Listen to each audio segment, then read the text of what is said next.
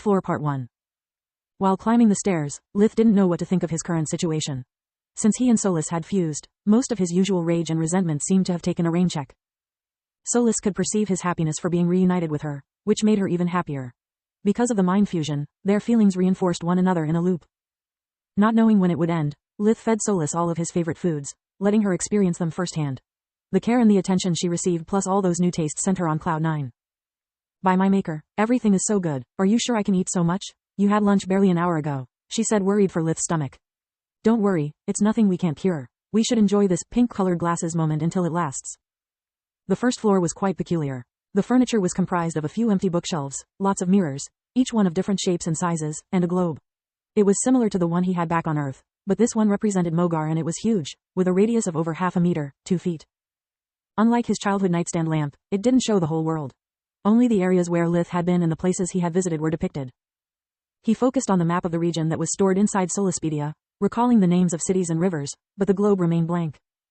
So it's not a matter of knowledge. His voice was muffled by all the food Solus was stuffing herself with. It only matters where we have been. I wonder why. Any idea, Solus? None. Hey, there's even the academy. Both of them actually. Even the Lightning Griffin Academy is marked. The moment she made Lith's finger touch the academy, the globe's surface zoomed in, projecting a 3D hologram, precise down to the last detail. The hologram was colored in shades of red, giving them a mild headache whenever they focused on a specific room they had visited during their short trip before Headmistress Linnea rejected Lith's application. Lith then touched the white griffin, getting the same result. I'm feeling a pattern here, Lith pondered. Let's try the mining town. The headache persisted. The holograms representing the known areas nearby the academy were all as red as detailed. Okay, now let's give the Tron Woods a shot. Lith had never been outside the White Griffin's forest, since thanks to the Martianess he had access to the Mage Association's warp steps that brought him directly inside the academy. He could have chosen the Lightning Griffin's outskirts, from where he departed along Count Lark, but he clearly remembered how tightly patrolled was the area. So, he picked a closer and much more harmless location. This time the hologram was blue and the headache was gone. Lith focused on the clearing in the woods where he used to train in the past. When he zoomed to a specific location, the hologram disappeared and Lith felt his attention drawn to the biggest mirror in the room. It had a silver circular frame and it was so big to occupy most of the west wall. The surface of the mirror rippled and the image of the room it had reflected until a moment ago was replaced by the clearing spot Lith had been looking for. Could this be? Lith pressed his hand against the image, but nothing happened. He could feel the cold glass surface under his fingers. Maybe we should send mana into it. Solus snapped Lith's fingers, channeling the energy from the mana geyser through the tower and into the mirror. The mana quickly rotated along the frame's edges, making it emit an orange glow. The glass then turned into a silvery liquid that was drained by the frame, yet the image in front of Lith's eyes didn't change. He was now able to hear the familiar noises of the woods' wildlife, to feel the chilly breeze blow on his face. A personal long-distance warp steps. Lith was amazed as much as confused. He tried several locations he knew, even some very close to Darios, the capital of the Marquisate. They were hundreds of kilometers afar, yet they managed to open them effortlessly, without using a drop of their own mana. There are only 2 problems, Solus pointed out. 1, we can only pick deserted places. If someone looks through the warp steps, they could see inside the tower and that would get us into trouble.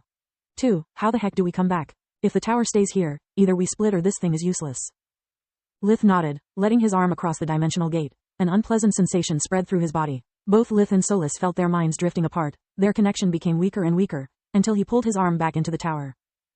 Guess our condition really is temporary. Probably we'll revert back to normal as soon as we get outside the tower. They were still recovering from the surprise when the walls shook violently, cracking in multiple spots. The tremors were strong enough to make Lith almost lose his balance. What the heck was that? Well, this room shouldn't exist in the first place.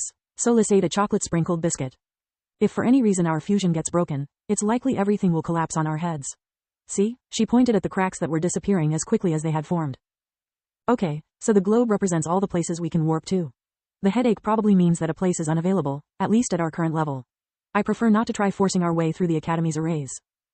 Not only do we risk getting detected, but we could also spend so much mana to get split. Let's check the rest of the stuff first. Yeah, too bad we don't get to understand how we are supposed to return here. The second biggest mirror in the room had a gold rectangular frame. It reflected an image that left them both flabbergasted. Lith had now a second pair of eyes, right above his eyebrows, and was shrouded in a golden aura. My aura has always been black and red. I suppose it's yours, then. Lith shrugged. Solus winked at their reflection, making both left eyes close. Definitely mine. The question is, what the heck is this for? Lith injected the mirror with mana, the edges of which started to emit a blue glow. Instead of spinning, this time the mana seeped into the mirror until it emitted a humming sound. Okay, let's try visualizing stuff again. Lith thought about the White Griffin Academy, getting a splitting headache in return. Then it was Dario's turn, but the result was the same. Lucia, then? The mirror turned black for a second before showing him the village's square. Lith discovered that he could move his perspective at will, watching and listening like he was actually there in person. He could move to any place he had been at least once in the past. By looking through a window, he could also enter inside the houses of the villagers. Their talks had no significance to him, so he kept experimenting with the limits of his scrying device. This thing sucks. Lith stamped his foot on the ground. I can't even see the whole village. The range is too short. For now, at least. Solis tried to console him, but she didn't believe her own words either.